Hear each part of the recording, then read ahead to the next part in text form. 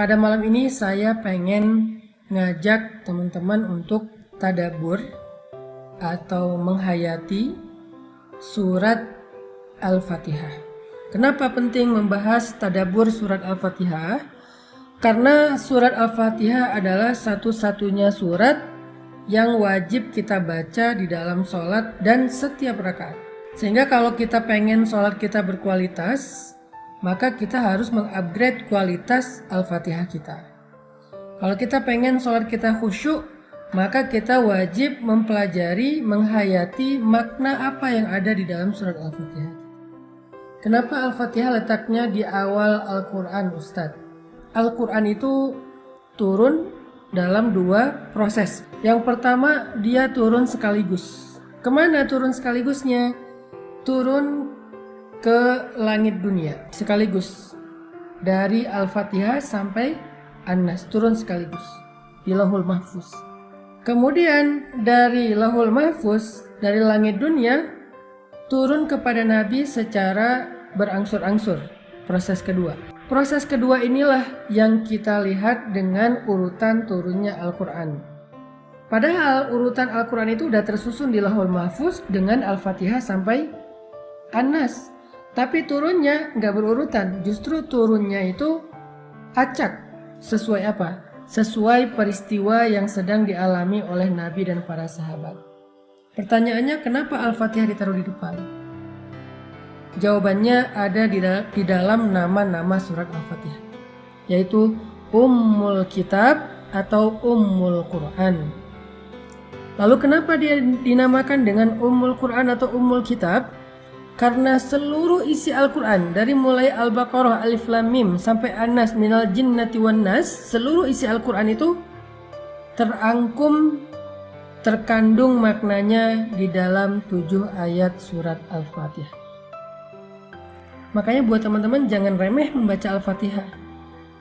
Jangan sampai kita Al-Fatihah juga belum benar. Karena ini syarat sahnya sholat. Karena dia adalah rangkuman seluruh isi Al-Quran. Dan sholat itu menghadap Allah. Gak ada yang lebih baik dalam menghadap Allah daripada membaca Al-Quran. Cuman gak mungkin kita baca 30 juz Al-Quran. Allah maha baik, sehingga Allah ringankan kita baca Al-Fatihah. Karena Allah tahu kalau diwajibkan 30 juz kita gak akan ada yang sholat. Ini baru Al-Fatihah aja banyak yang udah ninggalin sholat. Allah udah meringankan banget agama kita untuk kita. Masa udah didiskon jadi 7 ayat masih diburu-buru? Dari 30 juz 6 ribuan ayat, Allah diskon jadi 7 ayat, sab'ul masani, 7 yang diulang-ulang, yang keutamaannya seperti membaca 30 juz Al-Quran masih terburu-buru. Ini keterlaluan. Artinya 113 surat yang lain yang ada di dalam Al-Quran itu adalah surat dan ayat yang menjelaskan isi kandungan dari surat Al-Fatihah. Makanya sayang kalau di dalam sholat kita terlalu fast and furious membaca surat Al-Fatihah, itu sayang. Baca yang tenang, cuma 7 ayat kok, daripada disuruh baca 30 juz. Makanya surat Al-Fatihah dinamakan dengan nama Ummul Quran atau Ummul Kitab, ibunya Al-Quran, ibunya kitab. Intinya teman-teman, bacalah Al-Fatihah dengan tenang. Libatkanlah lisan ini dengan fikiran dan hati. Fikiran mentadabburi pesan-pesan makna di dalam surat Al-Fatihah. Sedangkan hati mencoba untuk menghayati, belajar yakin, belajar iman, belajar takut, belajar khusyuk kepada Allah Subhanahu wa Ta'ala, sesuai dengan tadabbur makna ayat yang dibaca. Kalau kita bisa connectingkan antara lisan atau telinga, kalau kita berjamaah ngedengerin imam baca, lisan dan telinga dengan fikiran dan hati, maka insya Allah bacaan kita itu sudah disebut dengan haqqut tilawah, bacaan yang sebenar-benarnya. Kalau baru lisan nggak ngerti, maka ini menjadi ibadah, tetapi belum haqqut tilawah. Baru disebut haqqut tilawah kalau relevan dengan 3. Pertama, lisan dan telinga. kedua pikiran, dan yang ketiga hati dan perasaan. Kita fahami maknanya, kita hayati apa maksudnya. Baca perlahan-lahan supaya kita menghayati. Setiap huruf itu masuk ke dalam hati kita. Terangkai satu huruf, dua huruf, satu ayat, dua ayat, satu kata, dua kata, menjadi ayat-ayat yang berkesan di dalam hati. Itulah membaca Al-Quran dengan hati. Sehingga kalau misalnya kita terburu-buru, kita nggak akan sempat merasakannya di dalam hati. Ketika kita membaca Alhamdulillahi Rabbil Alamin, Allah bicara sama kita. Allah bilang, wahai malaikat, lihat hambaku memujiku. Jadi Allah memamerkan atau ngeposting bacaan kita, ini pakai bahasa sosmed ya. Allah ngeposting bacaan kita kepada para malaikat penjaga arsy. Allah pamerkan dan memention nama kita. Hambaku memuji aku, wahai malaikat, lihat. Alhamdulillahi Rabbil Alamin. Allah bilang, hambaku memujiku. Lalu kita bilang lagi, Ar-Rahmanir Rahim.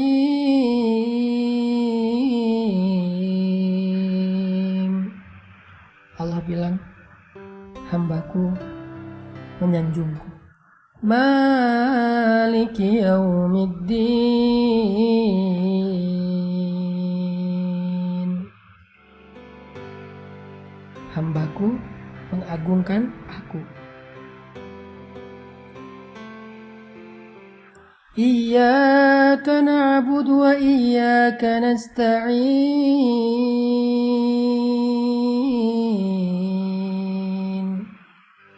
Allah bilang, ini antara aku dengan hamba. Ini perjanjian, akad antara aku dengan hambaku. Ketika dia hanya menyembah aku, ketika dia hanya berlindung kepadaku, maka aku akan perkenankan harapan dan keinginannya. Fadhkuruni adzkurkum. Ingat aku akan ingat engkau. Ini antara aku dengan hambaku, semacam perjanjian.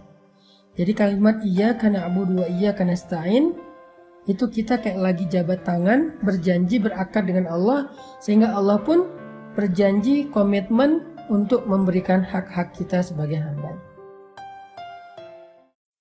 Ihdinas siratal mustaqim.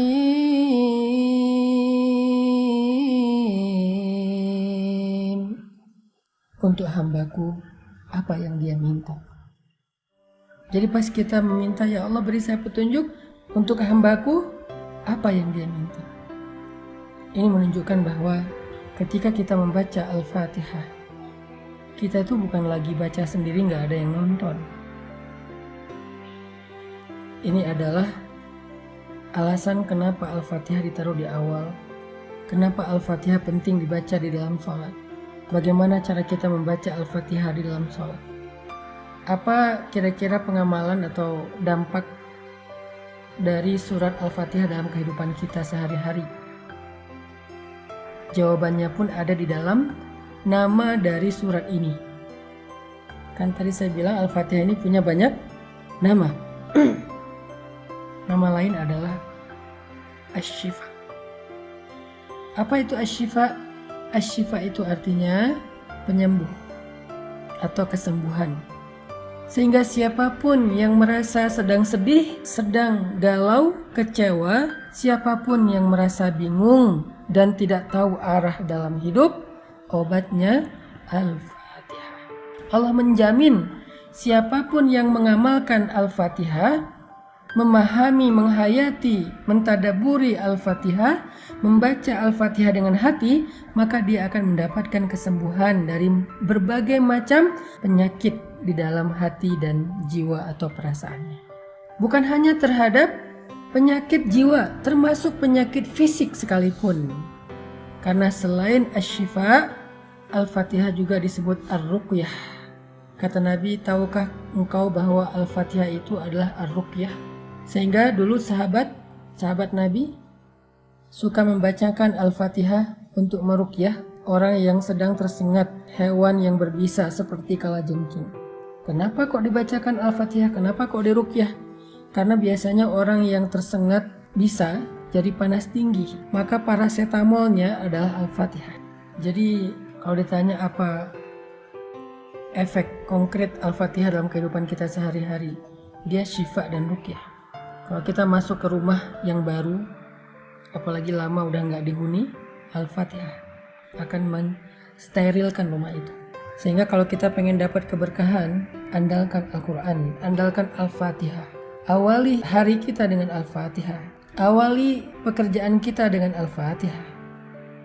Tenangkan hati kita dengan Al-Fatihah.